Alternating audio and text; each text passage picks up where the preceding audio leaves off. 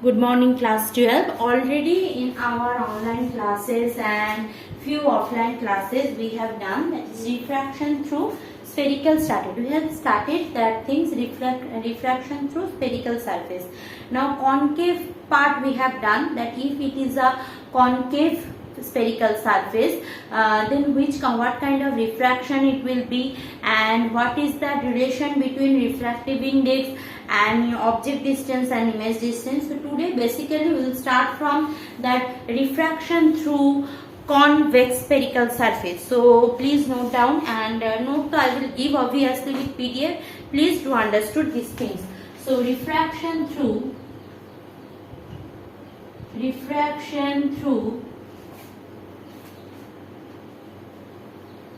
convex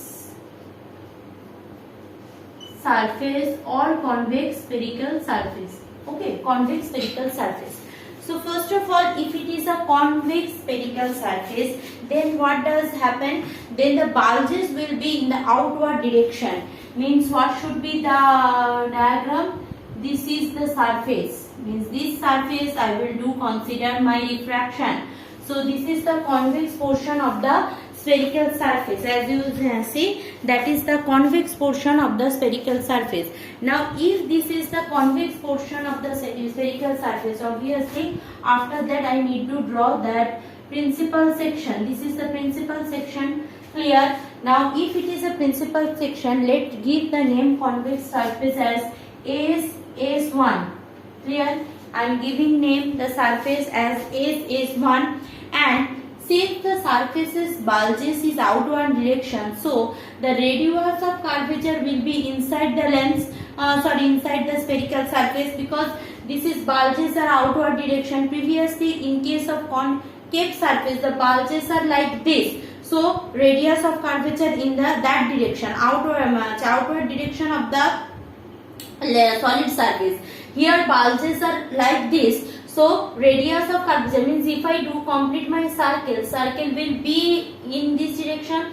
So suppose this is my radius of curvature C. So as we know, from radius of curvature I can draw a normal on the surface of the lens or the aperture of the lens. So that I will do. So if I draw that aperture from here, so what should be the aperture? So this one is, suppose that normal on the aperture of the lens or the radius of the lens or the circumference of the lens. So just like previous case, I am giving name here A, means CA is the normal on the surface S prime. CA is the normal on the surface S prime, and also I can elongate this line a little bit longer. So it will be naming as CN, total line CN, in between there is a line, that is CN.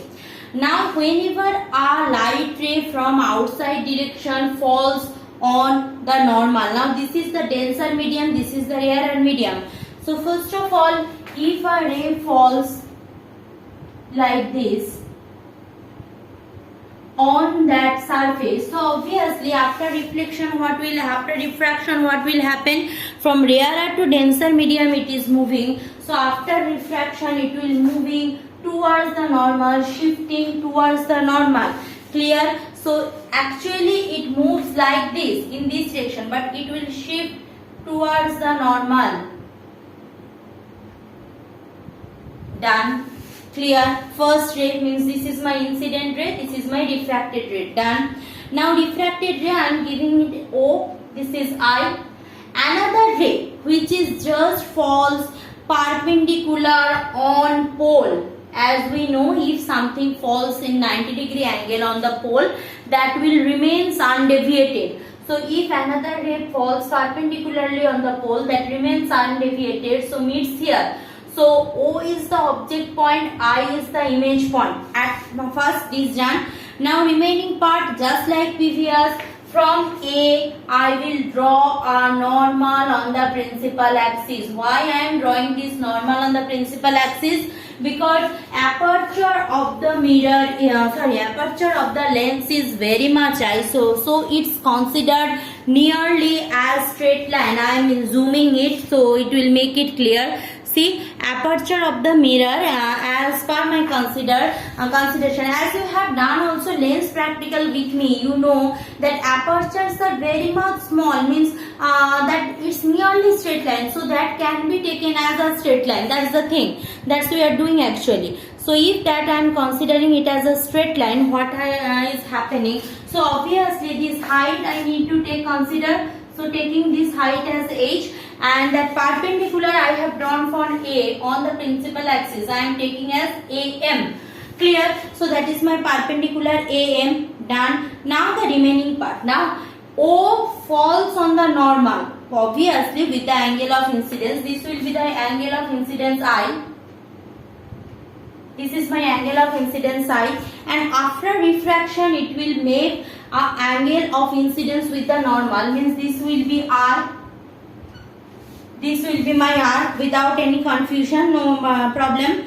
Now remaining part, let's take that O makes an angle alpha with the principal axis, whereas image makes an angle beta with the principal axis, and the radius of curvature or normal makes an angle gamma, just like previous with the principal axis. Done. Now I will do the little bit naming section, means it is what more refractive index, so I am taking as mu2, this one as mu1, as I am saying some book denoted as n1, n2, and some book denoted as mu1, mu2. As per your choice, no problem at all. And others geometrical coordinate convention, means which will be the positive, which will be the negative, that's all also true here. So I am using another kind of ink because this is the deduction again. So what is my image distance? Image distance is OP. I am writing one after another.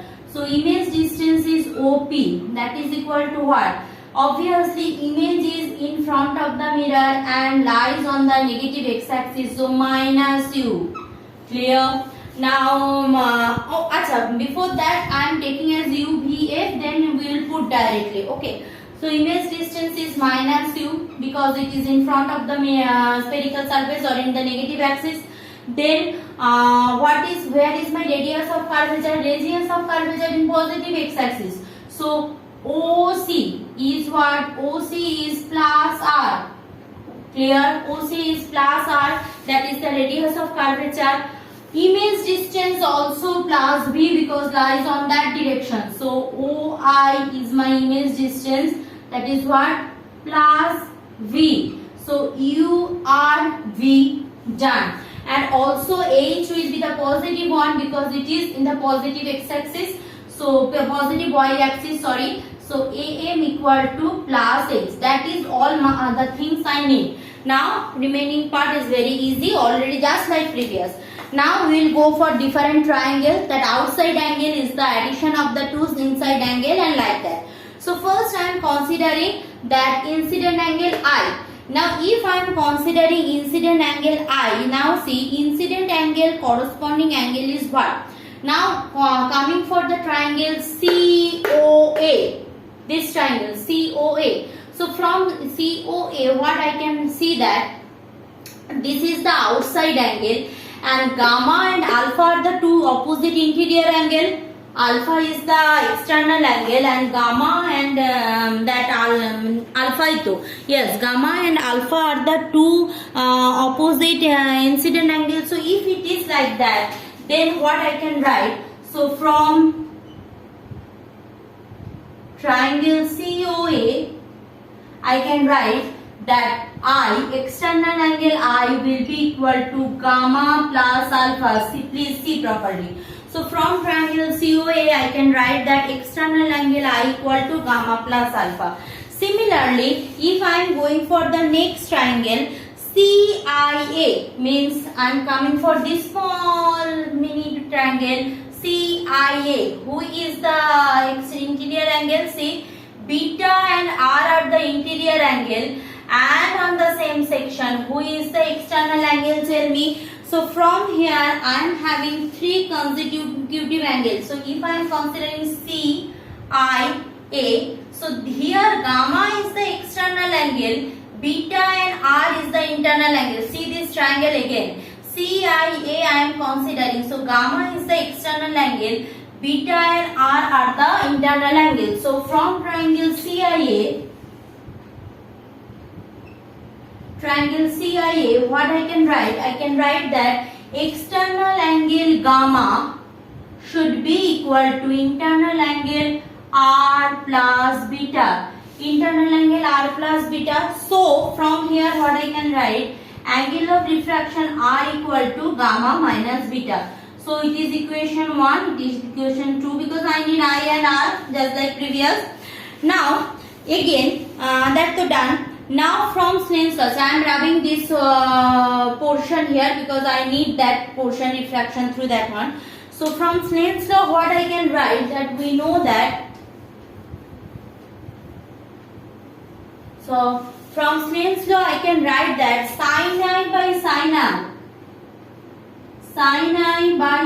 r, what I can write from Snell's law?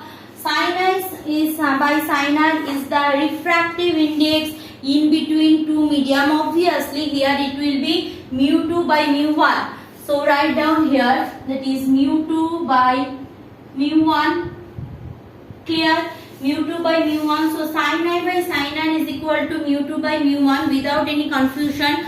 And that's okay. Now also here I will consider what? That I is equal to r, that tan is there. So I will do the cross multiplication here. So if I continue with the cross multiplication, that mu1 sin I will be equal to mu2 sin r. I am telling again, for some person that optics seems to be a very boring portion. I know it's also, but if you can draw analogy in between the optics and the geometry, you know that there is no as such difference. Okay, so next part I am continuing in my next video.